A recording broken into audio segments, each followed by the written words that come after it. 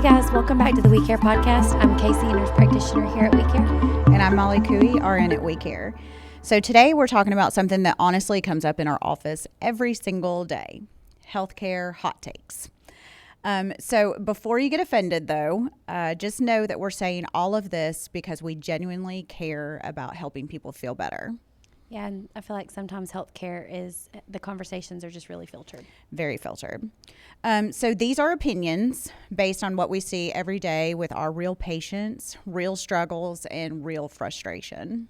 Yeah, and you can let us know if you agree or disagree down in the comments. So my first healthcare hot take is this: being exhausted all the time is not normal. I feel like especially women have been taught to just accept that feeling terrible is a part of adulthood. This really goes out to my fellow moms. You're working, stressed, busy, taking care of other people. It's automatically assumed that just being totally exhausted is normal. Yeah, and it's what I'm always hearing too. You know, people are surviving on 3 energy drinks a day. And, you know, I have been at a point previously where, you know, I would drink an energy drink in the morning and I would have to drink one in the middle of the afternoon until I figured out kind of what was going on that, you know, was causing that. And it's not normal. And I thought it was just part of getting older. And that's what I hear all the time. Patients are like, oh, well, I guess I'm just getting older. I don't have as much energy. And it's not necessarily always the case. Right. So many people are kind of functioning in that survival mode, waking up tired, crashing out in the afternoon, brain fog, anxiety, not sleeping well. And everyone thinks that's normal because people around them feel the same way. Yeah. And in reality, there's so much more that could be wrong. You know, what does your vitamin B12 level look like? What does your vitamin D level look like? That is something that I feel like is so underserved, undercalculated. I don't know even the right word I'm looking for. It is literally just so undervalued because vitamin D levels drive energy. And, you know, when I first started working here, my vitamin D was 27 and I should have known better, but I've worked consistently to get that up. Mm-hmm. And, you know, I've taken vitamin D injections. I'm taking 10,000 units of vitamin D a day and my energy is finally getting better. But vitamin D is something that's so overlooked. And, you know, what do your hormones look like? What does your thyroid look like? You know, do you have high cortisol? You feel wired but tired in the evenings, then you don't sleep, then you wake up in the middle of the night. So there's so many things. It's so multifactorial versus just part of aging. Right. So what frustrates me is how often people get dismissed. They finally go to a provider and speak up and say, I don't feel like myself. And they're told, well, you're just stressed, or welcome to your 30s. That's my favorite. And sometimes, like you said, there's an actual root cause that needs to be investigated or evaluated. Yeah. Okay. Hot take number 2. You ready? Yes. All right. Weight loss is not as simple as calories in versus calories out.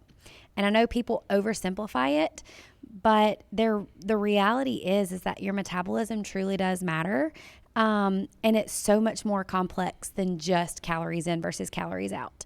Obviously, nutrition does matter. Movement does matter. I'm not saying that you shouldn't pay attention to any of that, but it's so much more complex. It really is. Your hormones matter, insulin resistance, cortisol, sleep, stress. It all plays a part. And honestly, that chronic stress can really wreck a person's body. We see people doing everything right, and they just are still struggling because their body is in survival mode. Yeah, and people, you know, feel like, or they're made to feel like they're lazy. You know, you don't have the energy to get out. It kind of goes back to hot take number 1. It ties into both of them. Like, they don't have the energy to get out and go to the gym, and they're told, oh, well, you're just lazy. Like, get out and do something. Or, you know, it's their hormones and their metabolism is working against them. And 2 people can eat the exact same diet. They can work out the exact same ways. And you may lose 5 pounds and I may gain 5 pounds because my metabolism and my body is not yours. And that's why I feel like even weight loss has to be personalized. We can't just, you know, put a Band-Aid over it. We can't do a one size fits all. Like, it has to be individualized. It really needs to be customized. So another thing that, you know, the people underestimate is how much sleep impacts weight loss. So if your sleep is terrible, your hunger hormones are off, cravings, cortisol, all of it is affected with sleep, and your body can't heal or regulate properly if it's exhausted. Yeah, and one thing about that is I've been doing a lot of research into like leptin and ghrelin, and have actually started ordering some of that on patients, and it's really cool to see, how things like that affect nutrition, how they affect weight loss too, because those are things that aren't really researched that much, or they're very well researched. They're just not done in practice very often. Right. Okay. So next hot take, number 3, and we've talked about this multiple times before, at least Jordan and I have a couple of times, but this one is always worth repeating. Being told your labs are normal does not mean that you're healthy. So lab ranges are broad. They're designed to identify disease, not necessarily designed to promote optimal wellness. Yeah, there's a difference between being barely in range and feeling your best. And I'll go back to vitamin D again.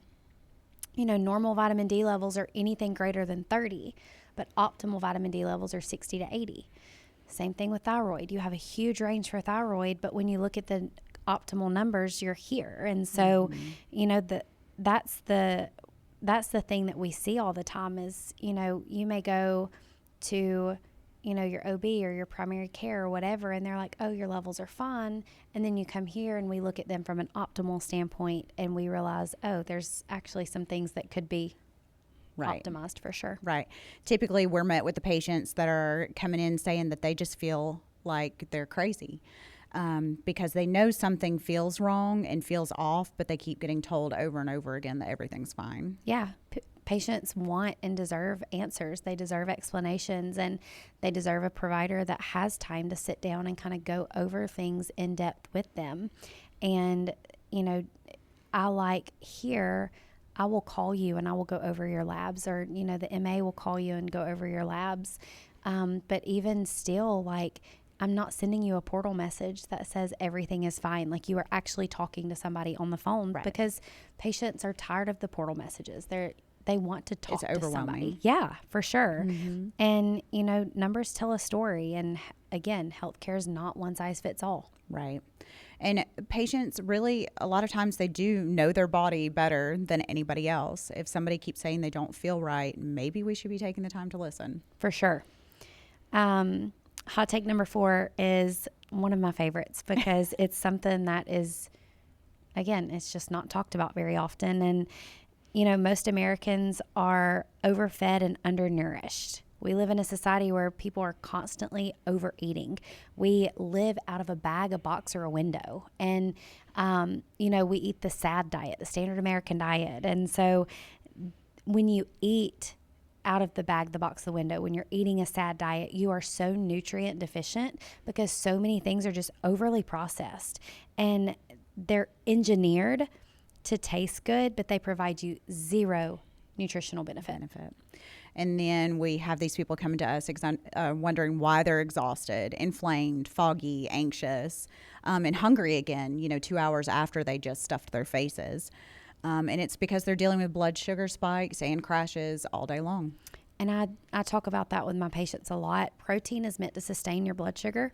So when you're having these blood sugar roller coasters all day long, you're getting you're eating something highly processed, you're getting a blood sugar spike, then your body dumps insulin, then you're crashing. So when you're on this roller coaster all day long, of course that's going to be a big issue. Right. And so, protein is a huge thing. Like, you have to eat adequate protein with all of your meals to make sure that blood sugar is sustained. So, and your body can't function optimally without, these actual nutrients. No amount of caffeine can replace proper nutrition and hydration. And of course, I know everybody sees me all over social media with my Alani addiction, but I do limit my intake. I do make sure to drink plenty of water as well. I definitely do not think caffeine is evil, but I do know that you need to be responsible with it. For sure. And again, social media can be great, but social media can also be really confusing because everyone is so terrified of carbs one week, and then, the next week somebody's talking about how good carbs are for you. And I feel like you demonize one thing, you weaponize one thing, when in reality, your body needs these things, but you have to eat things within, within reason. And so I feel like, truthfully, people would just feel dramatically better if they focus on Jesus foods, if they focus on whole foods that are super just clean, healthy, minimally processed. Like, you would not believe how many people come to me and they're like, oh, I cleaned up my diet, my joints don't hurt. I cleaned up my diet, I'm sleeping better. I don't crash in the afternoons. Like, it really does matter. It does. All right, next one. This is another big hot take. People should know their health numbers the same way they know their bank account balance. And I'm not saying that necessarily you should know the exact on the dot lab value, but you should know whether your values are in range or out of range. People know their Starbucks order, and those Starbucks orders can be like 18 ingredients long, but they don't know their A1C. Yeah. And again, I don't know my last exact A1C level, but I do know that I'm in the normal range. And so I do know that if I were in the pre-diabetic range or higher than that, I would know what that number is. I mean, I know my mom knows her exact number because she's been monitoring her status. So every time she goes in, she's trying to make sure that she's beating that A1C number so that she can try to come off of some medications and things like that herself. But just like her, I'd be wanting to see my lab values go down too. Yeah, because the problem is you don't wake up diseased overnight. Like, those numbers tell a story. Those numbers tell you, pre-diabetes, prime example. Like, you're going to creep up pre-diabetic before you're a full-blown diabetic. Right. You're going to have insulin resistance before you have pre-diabetes, before you have diabetes. But how many times, are we checking fasting insulin levels? Not very often. So you're right. You should absolutely know those important numbers for sure. Like you said, we don't have to know them on the dot. I don't need to know my TSH is 1.135, but like, I'm going to know it's optimal. Right. So it's, yeah. It's just like, trying to keep up with your cholesterol, your blood pressure. Like, you should know if your blood pressures are typically in the normal range or abnormal. That's something you should be aware of and working on. Same thing for your cholesterol status. You should know if that's something that you need to be really paying attention to or not. And that's why preventative medicine matters so much. Waiting until someone is severely sick before paying attention to them is absolutely backwards. Yeah. And honestly, a lot of chronic disease progression is silent. It is. And when patients understand labs, when they have providers that will sit down and kind of talk to them about labs, then we can make proactive changes versus reactive changes. And that's, where my passion is. That's why I'm here and not at previous jobs anymore, is because I want to be on the proactive side versus the reactive side of medicine. And we are so thankful to have you here. I'm so thankful to be here. But, it's just really sad that just, either concerns are swept under the rug or numbers are swept under the rug. And then, like you said, we wake up one day with full-blown issues and we're like, how did I get here? Yep. So honestly, we could probably do an entire, another episode on hot takes because there are a lot more.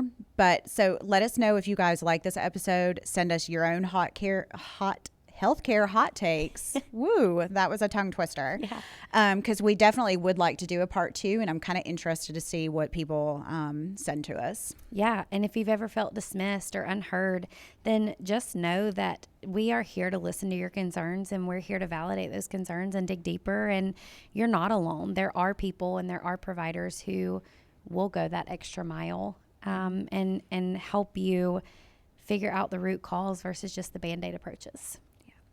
So make sure to subscribe and follow We Care Health and Wellness for more education, behind the scenes content, and future podcast episodes. And don't forget that at the end of the day, we care. See you next time.